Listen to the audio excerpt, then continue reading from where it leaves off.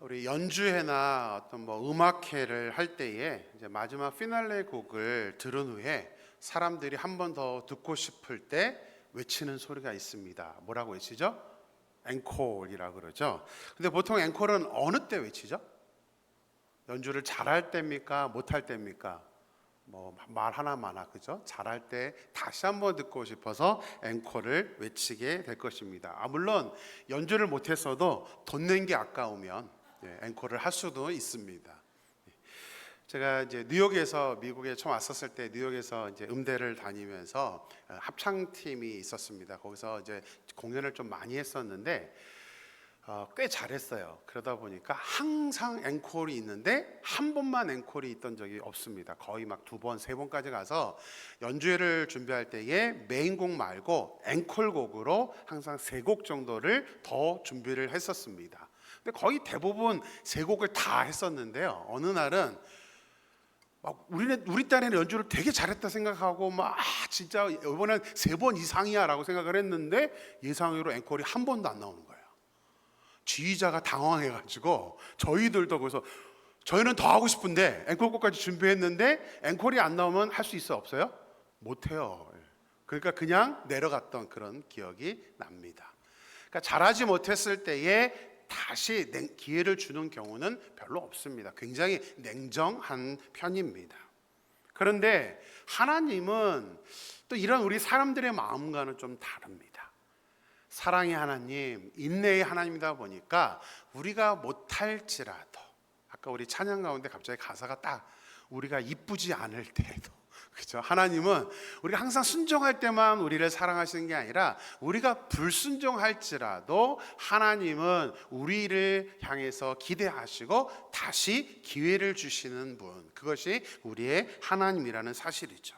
지난주에 우리 요나서 2장을 살펴보았습니다. 2장에서 제일 중요했던 단어가 제가 뭐라고 말씀드렸었냐면 다시 한번이라는 단어라고 그랬죠. 하나님이 다시 한번 요나에게 기회를 주셨습니다. 요나가 이뻐서가 아니죠.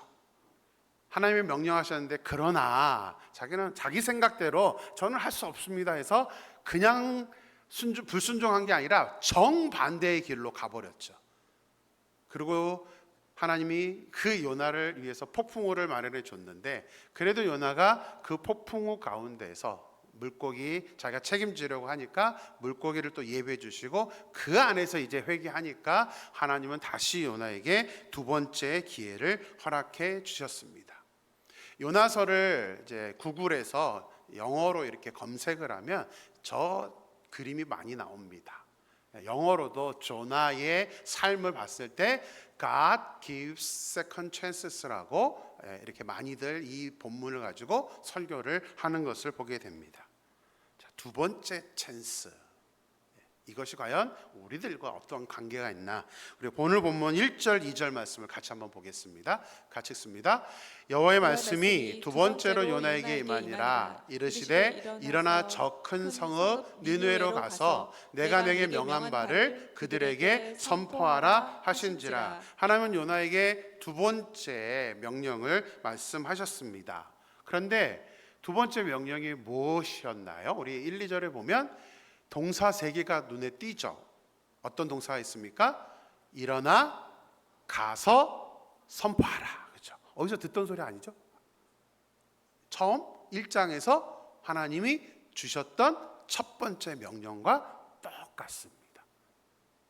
하나님은 재밌게도요, 우리에게 기회를 주실 때 우리 인간은 좀 다른 것 같아요. 우리가 직장생활 하셨던 분들은 느낄 겁니다. 내가 어떠한 명령을 했는데 제대로 진행이 안 되면 다른 사람을 쓰든가 아니면 어떻게 하죠? 이 사람을 다시 기회를 준다 하더라도 다른 일을 하게 합니다. 근데 하나님은 첫 번째 명령과 똑같이 다시 한번 요나에게 일어나 가서 전하라, 선포하라 라는 기회를 주셨던 것입니다. 이게 하나님의 은총의 기회입니다. 하나님은 우리에게 그렇게 똑같이 기회를 주시고 사실은 두 번만이 아니라 세 번, 네 번. 하나님은 인내의 하나님이다 보니까 우리 같으면 우리 내 자녀라도 치지리도 말 안 들으면 힘들 텐데도 하나님은 꾸준히 기다리시고 우리에게 똑같은 기회를 허락하신다는 사실입니다. 사람들은 그렇지 않죠. 우리는 일반적으로 내가 했던 어떠한 요구나 그 명령들을 따르지 않으면 다시 기회를 주는 것은 흔하지 않습니다. 그냥 뭔가 좀 실수하거나 그럴 때는 또 다시 줄 수는 있습니다. 그런데 어떤 경우에요? 내가 한 말과 정면으로 배치된 행동을 하는 사람, 내가 이렇게 요구했는데 완전히 다르게 정반대로 행동을 했을 때는 이것을 참을 수 있을 만큼의 넓은 아량을 가진 사람이 흔하지 않습니다. 하지만 하나님은 그렇지 않았죠. 아무리 불순종해도 요나만이 아니라 요나 우리들에게도 하나님은 계속해서 기회를 주시고 있다는 사실입니다. 우리도 요나와 같이 시시때때로 하나님의 말씀에 그러나로 대답하고 내 생각대로 내가 원하는 대로만 행동을 하려고 합니다. 만약에 하나님께서 우리에게 기회를 주시지 않았다면, 만약에 우리가 하는 행동 불순종했을 때에 하나님이 그냥 끝 이랬다면 아마 이 자리에 앉아 있을 분은 없었을 것입니다.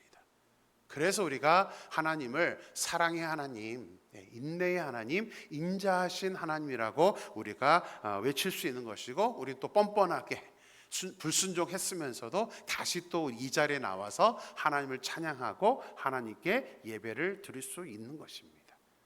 하나님이 강하신 하나님이었다면 우리의 삶의 모습은 너무나 달라질 수밖에 없죠. 문제는 하나님이 주시는 그 기회를 우리가 어떻게 반응하느냐입니다. 요나는 하나님이 주신 두 번째 기회를 놓치지 않고 붙잡았습니다. 자, 그 다음 모습이 설명이 되어 있습니다. 우리 3절 4절 말씀도 같이 읽습니다. 요나가 여호와의 말씀대로 일어나서 니느웨로 가니라. 니느웨는 사흘 동안 걸을 만큼 하나님 앞에 큰 성읍이더라. 요나가 그 성읍에 들어가서 하루 동안 다니며 외쳐 이르되 40일이 지나면 니느웨가 무너지리라 하였더니, 요나가 어떻게 두 번째 기회를 잡았습니까? 말씀하신 그대로 행동을 했죠. 그래서 성경은 그냥 써 있는 게 없습니다. 제가 빨간색으로 칠해놓은 거 앞에 나왔던 하나님의 명령이죠. 어떻게 했다고요? 일어나서, 또 가니라, 그 다음에 외쳐 이르되 이제 40일이 지나면 니느웨가 무너질 것입니다 라고 하나님이 하신 그대로, 요나는 이제 자기 생각을 가감하지 않아요. 그냥 주신 말씀 그대로 순종을 하고 있는 것을 보게 됩니다. 요나가 이렇게 하나님의 명령에서 순종을 하고 나자마자 이제 니느웨는 놀라운 일이 일어나게 됩니다. 요나가 외친 것은 사실은 되게 단순한데요, 근데 엄청난 일이 일어납니다. 아마 요나도 전혀 이제 뒷부분에 보면 나오는데 요나도 전혀 생각하지 않았던 일들이 일어나게 됩니다. 우리 5절 말씀을 보겠습니다. 5절 말씀입니다. 니느웨 사람들이 하나님을 믿고 금식을 선포하고 높고 낮은 자를 막론하고 굵은 배의 옷을 입은지라. 니느웨 사람들이 그냥 예수님 믿으세요라는 말도 아닙니다. 40일 뒤면 니느웨가 멸망한다니까요 라는 말만 했는데 어떻게 했대요? 하나님을 믿어버렸습니다. 얼마나 힘든지 아시죠? 이거 쉽지 않은 일이라는 거 아시죠? 우리의 모습을 한번 생각해 보세요. 솔직하게 우리는 어떤가? 하나님의 말씀이 선포되면 우리는 저렇게까지 반응할까요? 우리도 쉽지 않습니다. 근데 저 니느웨 사람들은 하나님을 알지 못했던 사람들입니다. 그런데 요나의 선포의 말을 듣고 저들이 하나님을 믿고 금식을 선포하면서 높은 사람이나 낮은 사람이나 막론하고 굵은 베옷을 입었다라고 설명을 하고 있습니다. 사람들마다 생각은 너무나 다릅니다. 사실 똑같은 말씀을 들어도요, 이것을 반응하는 모습은 전혀 다릅니다. 근데 지금 니느웨 사람들은 이 메시지를 듣자마자 누구나 할 것 없이 금식하자, 또 어떻게 해요? 붉은 베옷을 입고 나타났습니다. 백성들만 그런 게 아닙니다. 더 충격적인 건 뭐냐면 우리 8절 말씀 보겠습니다. 8절 말씀 같이 읽겠습니다. 사람이든지 짐승이든지 다 굵은 베옷을 입을 것이요 힘써 하나님께 부르짖을 것이며 각기 악한 길과 손으로 행한 강포에서 떠날 것이라. 이거 누가 한 말이냐면 니느의 왕이 한 겁니다. 아수르 왕도 백성들이 먼저 막 하나님을 믿고 금식하고 막 이러니까 이제는 오피셜리 왕이 공식적으로 선포를 합니다. 어떻게요? 크게 세 개의 명령을 합니다. 뭐 하라? 굵은 베옷을 입으라. 왜 굵은 베옷을 입으라고 했을까요? 굵은 베옷 입는 게 뭔 의미가 있어서 베옷을 입으라고 했을까요? 이스라엘과 우리나라 문화는 조금 비슷합니다. 우리나라 생각하시면 됩니다. 언제 베옷을 입죠? 여름에 더울 때. 그렇죠. 여름에도 입죠. 못이. 근데 보통 언제 입죠? 장사 지낼 때. 물론 요즘은 이제 상주들만 베옷을 입고 보통은 이제 양복 검은색 넥타이 메고 가죠. 우리에게 보통 장사 지낼 때, 장례를 할 때 베옷을 입습니다. 이 니느웨 사람들만이 아니라 성경에는 어떤 일들이 있었을 때에 이스라엘 사람들이 굵은 베옷을 입는 경우가 많습니다. 그 모든 경우는 뭐냐면 어떤 의미적인 행동이기 때문입니다. 베옷을 입는다는 것은 장사를 지내는 것처럼 우리 자신을, 우리들의 잘못된 모습을 뭐하라? 죽여라 라는 뜻입니다. 내가 죽이겠습니다. 나의 잘못된 행동을 회개하겠습니다. 라는 행동으로 할 때에 굵은 베옷을 입는 것입니다. 그러니까 옛자를 장사 지내는 것입니다. 왕은 두 번째 하나님께 부르짖어 기도하라고 명령합니다. 세 번째는 중요한 거는 회개가 아니라 회개한 후에 악한 길에서 떠나 우리가 하나님이 원하는 길로 행동을 바꾸라라고 명령을 하고 있습니다. 이런 왕의 명령에 니느웨 사람들은 오롯이 순종을 합니다. 그래서 이러한 결과를 이끌어냈다라는 게 이제 오늘 요나서 3장 마지막 절의 설명입니다. 우리 10절 말씀 같이 보겠습니다. 하나님이 그들이 행한 것 곧 그 악한 길에서 돌이켜 떠난 것을 보시고 하나님이 뜻을 돌이키사 그들에게 내리라고 말씀하신 재앙을 내리지 아니하시니라.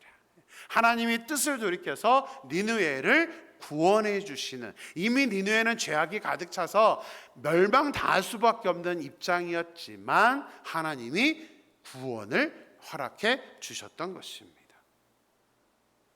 요나를 귀하게 이렇게 사용하셨던 것처럼 이 요나서의 말씀을 기록하시는 이유는 뭐냐면 하나님이 저 요나만이 아니라 이 요나까지도 하나님은 우리를 사용하시기를 원하신다는 것을 이 말씀을 통해서 우리에게 도전하시기 위해서입니다.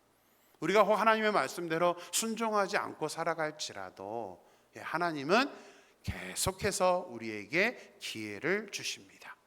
다시 우리를 사용하시기를 원하시고 우리가 하나님 앞에 다시 나오고 다시 헌신하기를 하나님은 원하신다는 사실이죠. 그래서 우리 한 사람 한 사람이 너무나 중요합니다. 특별히 우리는 지난 2, 3년 동안 우리 마누엘교회 힘든 기간들을 보냈습니다. 저는 올해가 하나님이 우리에게 주시는 세컨 찬스라고 이런 생각을 합니다. 저는 우리 임마누엘교회 전혀 상관이 원래 없었던 사람이지만 하나님께서 저를 이곳에 보내주셨기 때문에 저는 청년 임원 수련할 때 청년들한테도 말했고 저는 그냥 제 스스로가 항상 그 중심으로 살아가고 있습니다. 올해는 하나님이 우리 임마누엘교회에 주시는 새로운 기회입니다. 그래서 제가 올해 다른 걸로 설교하는 게 아니라 교회여 일어나라, 요나에게 말했던 일어나라 라는 명령이 우리에게 지금 너무나 중요하다. 하나님은 우리 각 사람, 우리 가정, 우리 임마누엘 교회에게 다시 기회를 주셔서 우리 위니펙 지역에서 그래도 하나님의 아름다운 교회로서 다시 한번 좋은 교회로 거듭나기를 하나님은 원하신다라고 저는 믿습니다. 여러분들도 그렇게 생각하십니까? 네. 정말 그 기회를 우리가 놓치지 않았으면 좋겠습니다. 그런데 우리가 그렇게 하나님이 주신 그 두 번째 기회를 어떻게 해야 되는가? 오늘 이 니느웨의 변화가 있었지만 사실은 오늘 본문에는 니느웨의 변화에 하나님이 관심을 갖기보다는 사실은 그 먼저 니느웨가 변화될 수밖에 없었던 이유를 하나님 오늘 본문에서 말씀을 해주고 있습니다. 그게 무엇이냐면 요나가 먼저 변했다는 사실입니다. 니느웨의 변화된 모습은요, 정확하게 요나가 먼저 변한 모습입니다. 자, 보겠습니다. 요나는요, 니느웨가 회개했던 것처럼 요나도 먼저 하나님 앞에 회개를 했습니다. 니느웨 사람들이 금식했죠. 요나도 금식했죠. 물론 자의에 의해서는 아니죠. 어떻게? 물고기 뱃속에 있으니까 어쩔 수 없이. 하나님도 참 그렇죠. 칼이라도 주셔서 말씀드린 것처럼 고기라도 좀 먹게 해주시지. 근데 하나님 원했던 건 뭐냐면요, 철저하게 금식하는 거예요. 아무것도 먹지 않고 오로지 그 안에서 하나님 앞에 회개하고 돌아오는 것, 그것을 원했죠. 또 옷을, 배옷을, 굵은 배옷을 입었는데 요나는 굵은 배옷을 입지는 않았습니다. 그러나 굵은 배옷을 입는 것과 똑같은 행동을 요나가 먼저 했습니다. 무엇이요? 자기의 자아를 죽였죠. 자기가 죽인 게 아니라 물속에, 물고기 뱃속에 있다 보니까 죽은 것처럼 3일 물 가운데 그렇게 살았다는 겁니다. 지난주에 말씀드렸지만 물고기 뱃속에서 불 피우고 고기 먹고 이러고 있지 않았습니다. 완전히 물에 잠겨서 지옥처럼 그 물 가운데 요나는 시간을 보냈던 것입니다. 우리 장로교는 세례를 줍니다. 근데 침례교는 무엇을 주는지 아십니까? 질문에 답은 있는데 제가 여러분들을 무시하고 질문을 했습니다. 뭐를 줘요? 침례를 줍니다. 침례가 뭐냐면 물속에 완전히 집어넣었다가 빼는 겁니다. 의미가 뭐냐면 우리의 옛 자아를 물속에 완전히 집어넣었다가 다시 옛날처럼 살지 말라는 의미로 이제 거듭난다라는 의미로 침례를 줍니다. 한번 말씀드렸지만 우리 교회가 장로교이긴 하지만 저도 지금 어떻게 할 수 있을까를 많이 고민합니다. 저는 침례를 주고 싶어요. 그게 더 영적인 의미가 있다라고 생각을 하기 때문입니다. 요나도 물고기 뱃속에서 물에 완전히 잠겨서 자기의 옛 자아가 죽어지는 그런 경험을 하게 되었습니다. 요나가 물고기 뱃속에서 부르짖어 기도했던 것처럼 니느웨 백성들도 부르짖어 기도했습니다. 요나가 하나님의 낯을 피해서 반대 방향으로 하나님의 길이 아닌 자기의 길을 걸어갔던 것처럼 니느웨 백성들도 왕의 명령에서 뭐라고 되어 있죠? 각자 죄악의 길로 걸어갔던 것을 이제 돌이켜서 하나님의 길로 걸어갔다. 이 모든 니느웨의 변화의 모습은 그냥 일어난 일이 아니라 요나가 먼저 변했기 때문에 똑같은 모습으로 니느웨도 변화가 되었다는 사실입니다. 왜 이런 말씀을 성경에 기록하고 같은 모습으로 설명을 하고 있습니까? 어떤 의미입니까? 먼저 믿은 우리, 앞에 서 있는 우리의 말과 행동, 우리의 삶의 모습이 그만큼 중요하다는 것입니다. 먼저 믿은 우리가 변화되지 않으면서 다른 사람들이 변화될 거야, 이건 있을 수 없는 일입니다. 특별히 이렇게 요나처럼 말씀을 전하는 사람 또는 어떤 직분을 가지고 있는 분들, 아니 우리는 지금은 우리 모두가 왕 같은 제사장이기 때문에 우리 모두에게 해당이 됩니다. 여러분들은 제가 어떠한 목사가 되기를 원하십니까? 저는 제가 목사가 아니더라도 제가 아는 또 제가 다니는 교회의 목사님이라면 저는 다른 것 다 필요 없습니다. 딱 한 가지만 했으면 좋겠다라는 소망이 있습니다. 그게 뭐냐면 말 잘하는 것이 아니라 설교 잘하는 것, 사실은 설교 못해도 저는 상관없습니다. 제가 원하는 건 뭐냐면 저 목사님이 본인이 말한 대로 살아내는 것. 저 사람은 자기가 그래도 말한 것을 지키면서 살고 있구나. 저는 그 하나를 보고 싶습니다. 여러분들 아닌가요? 설교 잘했으면 좋겠나요? 아무리 말 잘해도 삶이랑 말과 괴리가 되면 사실은 신뢰할 수가 없습니다. 그래서 삶이라는 게 굉장히 중요한 것이죠. 그래서 저는 계속 목회자로 하나님 앞에 세워졌을 때부터 저는 하나님께 기도하는, 빼먹지 않고 기도하는 게 그겁니다. 하나님, 제 말과 제 행동이 똑같이 되게 해주세요. 그냥 앞에서 말할 때만 막 청산유처럼 말하는 그런 사람이 되고 싶지를 않습니다. 근데 이것은 말씀드린 것처럼 목회자만 해당되는 것은 아닙니다. 우리 모두 하나님을 믿는 모두에게 하나님이 원하시는 모습이라는 사실이죠. 하나님만 원하는 게 아니라 세상 사람들도 원하는 모습입니다. 요즘에는 이제 전도를 하게 되면 한결같이 그런 반응들이 많이 나옵니다. 제가 이제 대학교 때도 거지 전도라고 CCC에서 이렇게 전도를 나가면 믿지 않는 분들이 뭐 여러 말도 하지만 가장 많이 제가 듣게 되는 말이 뭐냐면 교회 다니는 사람들이나 똑바로 살게 해, 이 말을 제일 많이 듣습니다. 교회 다니는 사람들이 더해, 교회 다니는 사람들이 더 악해, 이 말들을 믿지 않는 사람들이 굉장히 말을 많이 합니다. 또 우리 가나안 성도님 있죠. 어떤 교회를 다니다가 안 다니는 분들도 이제 가서 대화를 하면 왜 안 다니십니까? 그러면 거의 10명 중에 8, 9명은 누구누구 때문에 교회에서 상처받아서 그래서 안 나갑니다 라는 말들을 많이 합니다. 사람 때문에. 다시 말하면 내 모습 때문에 하나님의 복음을 가로막을 수도 있다는 것을 우리는 생각을 해야 됩니다. 여러분들 상처받는 거 좋아하세요? 누가 나한테 말 함부로 하면 좋아하세요? 누가 나에게 함부로 대하면 좋아하세요? 좋아할 사람 있으면 제가 도시락 싸들고 다니면서 제가 칭찬해 드리겠습니다. 없습니다. 저도 싫습니다. 근데 나는 누구 때문에 상처받기 싫은데 나는 누구를 향해서 상처를 주고 있다는 사실이거든요. 그래서 우리가 먼저 믿은 우리들이 어떻게 말하고 어떻게 행동하느냐가 너무나 중요하다는 것입니다. 누누이 말씀드리면 지금은 말로 전도하는 시대가 아니란 말이에요. 우리들의 행동을 보고 저 교회 가야겠다라고 마음먹지, 말로 아무리 나와봐 해봤자 듣지를 않는 시대입니다. 그래서 저는 우리의 삶의 모습이 너무나 중요하다고 생각하고, 이 요나서의 말씀처럼 나의 모습이 너무나 중요한 겁니다. 내가 어떻게 살고 있느냐, 내가 어떻게 얼마만큼 믿음이 성숙해 있고 얼마만큼 영적으로 이렇게 성장해 있느냐가 너무나 중요하다는 사실이죠. 그래서 요나서는 다시 말해서 나에게 적용해야 되는 말씀입니다. 절대 다른 사람 보지 마세요. 나는 지금 어떻지? 나는 믿을 만한 사람인가? 나는 지금 말과 행동이 일치되고 있는가?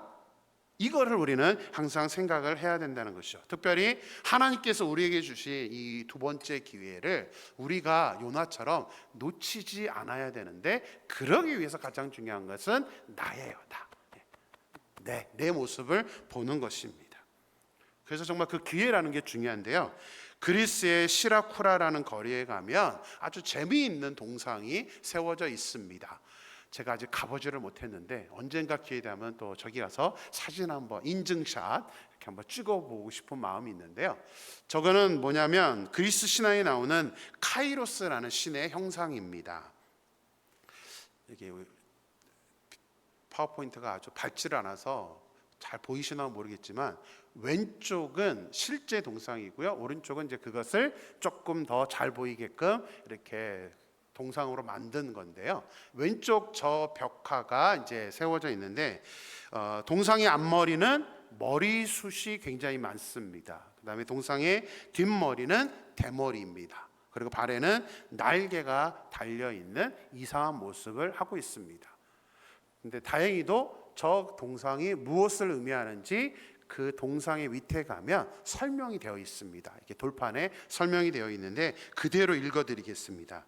나의 앞머리가 무성한 이유는 사람들이 나를 보았을 때 쉽게 붙잡을 수 있도록 하기 위함이고, 뒷머리가 대머리인 이유는 내가 지나가 버리면 사람들이 다시는 나를 붙잡지 못하도록 하기 위함입니다. 발에 날개가 달린 이유는 사람들로부터 최대한 빨리 사라지기 위함이랍니다.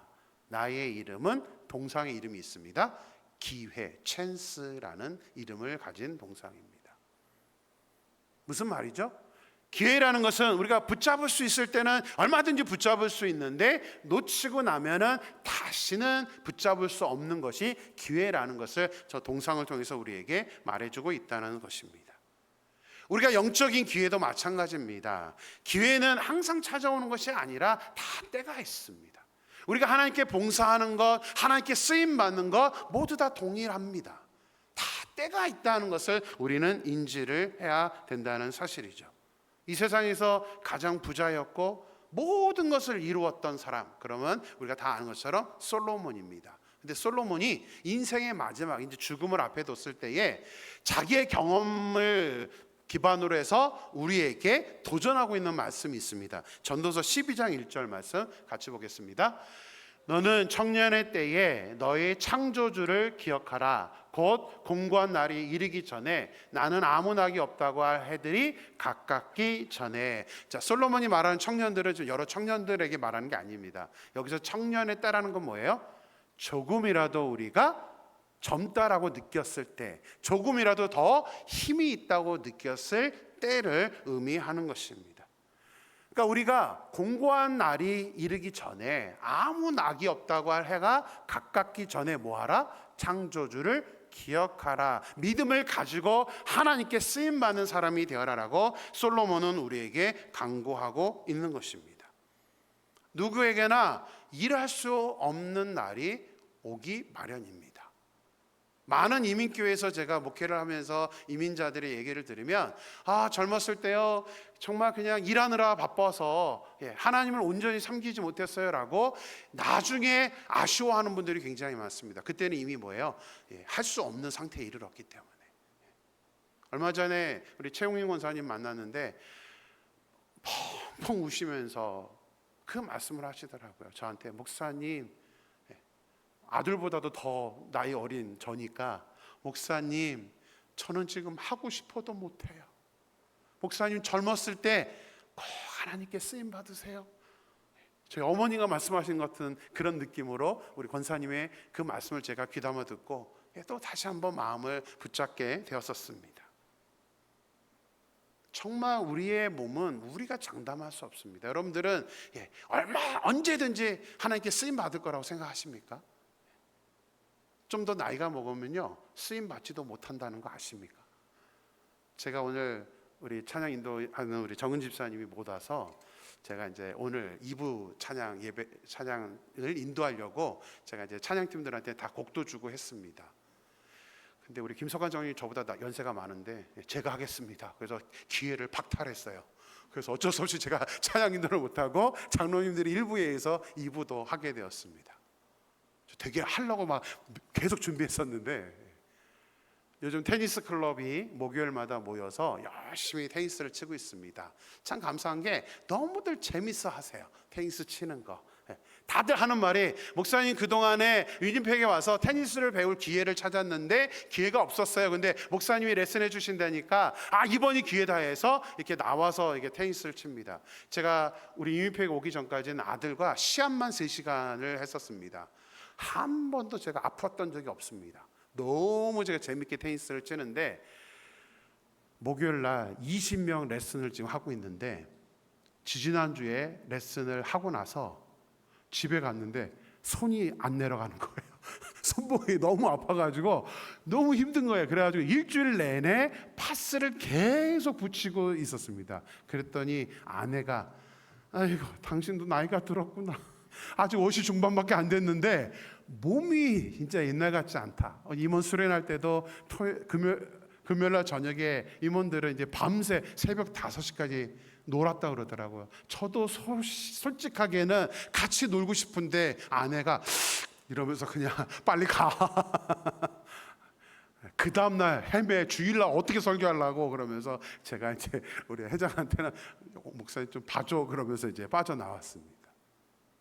아니 아직 50 중반밖에 안 되는데도 이게 몸이 옛날 같지 않다라는 말이, 어르신들 죄송합니다.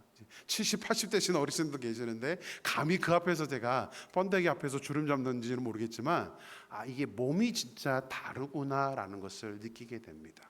그래서 정말 내가 하나님께 쓰임받고 사역을 할 수 있는 게 그렇게 많은 시간이 아니다라는 것을 절실하게 느낍니다. 그래서 저는 지금 이제 앞으로 은퇴할 때까지 16년이라는 기간이 저에게 있습니다. 그 16년 뒤에는요, 제가 하고 싶어도 목회를 못 합니다. 왜냐하면 법이 그래요. 무조건 70세면 은퇴를 해야 됩니다. 근데 저만이 아닙니다. 우리 장로님들, 권사님들 동일합니다. 더 하고 싶어도 70세가 마지막입니다. 그래서 사실은 우리에게 시간이 있었을 때에 내가 하나님께 쓰임 받았으면 좋겠다, 이 사모함을 절대로 잊어서는 안 됩니다. 이것을 잘 보여주는 찬송가가 있습니다. 찬송가 330장입니다. 어두운 밤 시대리니 내 직분 지켜서라는 찬양인데요, 그냥 우리 가사만 읽는 것보다는 우리 같이 한번 찬양을 해보겠습니다. 우리 힘있게 찬양합니다. 시작. 어두운 밤 시대리니 내 직분 지켜서 찬이슬 맺힐 때에 일찍 일어나 해 돋는 아침부터 힘써서 일하라. 일할 수 없는 밤이 속히 오리라. 저 가사가 참 무겁습니다. 일할 수 없는 밤이 속히 오리라. 사실은 가사 내용은 되게 무거운데 제가 너무 힘있게 불렀죠. 즐겁게. 사실 되게 어려운 찬양입니다. 일할 수 없는 밤이 속히 올 것이다. 일할 수 없는 밤. 3절은 할 수만 있는 대로 힘써 일하라고 도전을 하고 있습니다. 그래서 우리가 하나님 앞에 쓰임 받을 수 있는 때, 하나님을 섬길 수 있는 때, 특별히 요나에게 주셨던 말씀처럼 일어나 가서 외치라라는 복음 전파의 그 명령을 우리가 순종할 수 있는 기간이 우리에게 제한되어 있다는 사실을 우리는 반드시 인식을 해야 됩니다. 때를 놓치면 기회라는 것은 우리에게 다시 안 올 수도 있기 때문에 지금 내가 좀 힘이 있구나, 내가 지금 뭔가를 할 수 있구나 하면 우리가 최선을 다해서 그 사역을 감당할 수 있어야 된다는 사실입니다. 요즘 참 감사한 게 우리 임마누엘교회 최근에 우리 청년부에 이미 여러 사역들을 하고 있는데 우리 간사를 좀 이렇게 부탁을 드렸더니 또 간사로 하겠다. 또 우리 수요일 날은 김치 오셔서 김치 담가주시는 분들, 제가 요즘은 누구 도와주세요라는 말을 잘 안 합니다. 물론 하는 분도 계시지만 어쩔 수 없는 분들은 그러는데요, 감사한 게 뭐냐면 이제 기다리고 있으면 먼저 연락이 옵니다.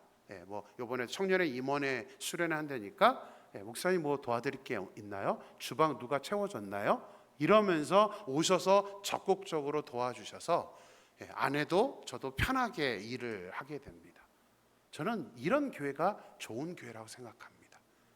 어느 교회들은요, 뭐 합니다 그러면은 이제 일단 목사님 시선부터 피합니다. 하기 싫어서, 어떻게 하든 도망가고 싶어서. 근데 그게 아니라 하나님 제가 하겠습니다. 이런 교회가 사실은 아름다운 교회이죠. 특별히 우리는 일어나 가서 외치라라는 그 명령, 예수님은 또 우리에게 뭐라고 명령하셨습니까? 너희는 가서 모든 족속으로 제자를 삼으라. 이 명령을 우리에게 주셨다는 것을 우리는 절대 잊어서는 안 됩니다. 우리가 위니펙에 살고 있는 이유는 거기에 있습니다. 이 위니펙 지역에 있는 아직 하나님을 알지 못하는 사람들, 또 알고는 있지만 지금 가난한 성도들, 교회를 나가고 있지 않은 사람들이 너무나 많이 있기 때문에 우리의 역할이 중요하다는 사실이죠. 얼마 전에 이제 미션 코리아라는 기독교 신문에서 설문조사를 한 적이 있습니다. 저에게도 의뢰가 와서 목회자들이 거의 대부분이 적극적으로 이 통계를 내서 이제 제출을 했던 적이 있습니다. 아마 뜻깊은 것 같은데요, 캐나다의 교회 역사 이래로 처음으로 아마 조사됐다고 해요. 뭘 조사했냐면 캐나다에 있는 한인들의 숫자를 이제 조사를 해서 이제 신문에 나왔던 적이 있습니다. 현황 파악인데요, 캐나다 한인 크리스천 성도 수가 그러니까 등록되어 있는 사람은 34,490명이라고 합니다. 그리고 출석으로 따졌을 때는 23,218명으로 조사가 되었습니다. 캐나다 전체 인구를 따졌을 때, 한인 인구만 따졌을 때는 15.8%가 교회를 다니고 있습니다. 15.8%, 많지 않습니다. 근데 이것은 재적을 기준으로 한 거예요. 그냥 등록만 돼 있어도 따졌던 건데 출석을 기준으로도 했습니다. 얼마냐면 10.6%밖에 되지 않습니다. 10명 중에 9명은 교회를 다니지 않는 것입니다. 이 통계표를 보고 정말 많이 충격을 받았습니다. 이건 캐나다 전체고요. 당연히 제가 매니토바에 살고 있다 보니까 매니토바는 어떨까도 신문을 통해서 봤습니다. 우리가 살고 있는 매니토바는 재적 기준으로 하면 19.8%가 교회를 나오고 있습니다. 출석을 기준으로 하면 얼마예요? 10.1%밖에 되지 않습니다. 물론 위니펙은 없습니다. 위니펙은 따로 하지 않았기 때문에 매니토바 주를 따졌을 때에 10.1%만이 교회를 다니고 있다는 사실입니다. 무슨 의미입니까? 아직도 우리가 복음을 전해야 될 사람이 너무 많다는 것입니다. 그 90%가 만약에 내 가족이라면 여러분들은 어떻게 하시겠습니까? 내 가족이 아직도 예수님을 믿지 않고 그러고 삶을 마친다면 여러분들은 어떤 마음을 가질 것 같습니까? 그래서 우리는 이 하나님의 말씀, 이 요나서를 우리가 좀 주의 깊게 봐야 된다는 사실입니다. 아마 대부분이 보셨을 거라고 생각하는데 영화 쉰들러 리스트를 아시죠? 쉰들러 리스트라는 영화, 정말 제가 감동 깊게 봤던 영화 중에 하나입니다. 이 쉰들러라는 사람은 독일군과 협상을 해서 가스실에서 죽을 수밖에 없는 유대인들을 자기 공장의 일꾼으로 삼아서 그들을 구원해 주었습니다. 그리고는 2차 세계대전이 끝났습니다. 유대인들은 쉰들러가 이제 전쟁 전범으로 몰릴 것을 염려해서 이 쉰들러를 위해서 진정서를 써서 정부에다 제출하기도 했습니다. 그리고는 이제 쉰들러를 도망을 시키는데 그 유대인들이 뭐 줄 거는 없다 보니까 각자 자기가 가진 것 중에 금 이빨들을 하나씩 뺍니다. 그래가지고는 그것을 녹여서 금반지 하나를 만들어주고 그 금반지 안에다가 글귀를 하나 새겨서 이 쉰들러에게 전해줍니다. 그 글귀는 뭐가 써있냐면 한 생명을 구한 자는 세상을 구한 자이다. 한 생명을 구한 자는 세상을 구한 것과 같다. 탈무드의 글귀를 반지에다 실어서 이 쉰들러에게 주었습니다. 이것도 은혜스럽지만 마지막 영화의 장면, 저는 이 영화를 볼 때 참 많이 울었었습니다. 마지막 장면이 뭐라고 나오냐면 이 쉰들러가 이 유대인들과 인사를 한 다음에 자기가 타고 있는 차를 가리키면서 이 차를 팔았더라면 10명쯤은 더 유대인들을 구할 수 있었을 텐데 이미 쉰들러는 1,100명을 구한 상태였습니다. 근데 이 차를 팔았다면 내가 10명을 더 구할 수 있었을 텐데. 그리고 또 자기 옷을 봅니다. 양복을 입은 자기의 이 배지가 하나 달려 있었는데 이것도 금이었습니다.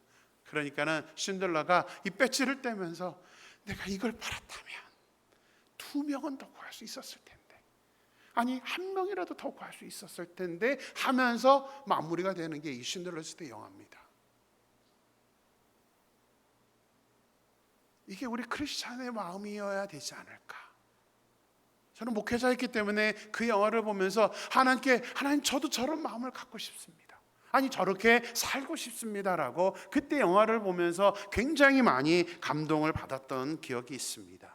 사랑하는 임마누엘 성도 여러분, 우리 주변에도 이렇게 구원해야 될 생명이 너무나 많습니다. 우리 주변을 돌아볼 수 있었으면 좋겠습니다. 내 주변에 아직 예수님을 알지 못하는 사람들, 아니 더 그 사람들보다 더 힘든 건 뭐냐면, 아니 이미 교회를 다녔던 사람들인데 교회를 다니고 있지 않은 우리 가난한 성도들, 그들을 다시 주님께 인도해야 될 역할은 다른 누가 아니라 바로 누구예요? 나입니다. 내가 해야 되는 겁니다.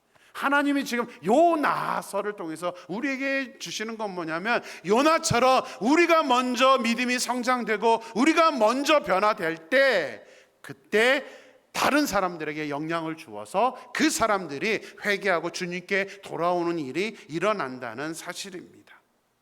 일할 수 없는 때가 옵니다. 언제인지 모릅니다. 절대 여러분들 아직 나는 젊으니까 라고 생각하지 마세요. 나하고 상관없는 일이다 라고 생각하지 마세요. 순서는 없습니다. 내가 항상 건강하게, 내가 항상 하나님께 쓰임 받을 수 있다는 보장도 없습니다. 그래서 성경은 항상 현재 진행형입니다. 지금이 은혜 받을 만한 때다, 지금이 우리 하나님께 쓰임 받을 때다라고 모든 이런 헌신을 요구하는 구절은 현재 진행형으로 되어 있습니다. 미래도 아니고 과거도 아닙니다. 지금입니다. 지금. 저는 간절히 소망합니다. 우리가 지금 유니팩에 살고 있기 때문에 하나님이 나에게 주신 명령, 일어나 가서 외치라, 또 우리가 주님 앞에 헌신된 사람으로 쓰임받는 그 모든 모습이 지금, 미래라고 생각하지 마시고 지금 나에게 주시는 기회구나 라는 그 의식을 가지고 저와 여러분이 하나님께 온전히 붙들려서 쓰임받을 수 있게 되기를 주님의 이름으로 간절히 축원합니다. 우리 이 시간 같이 한번 우리 결단의 찬양을 드립니다. 제가 말씀을 준비하면서 제목이 원래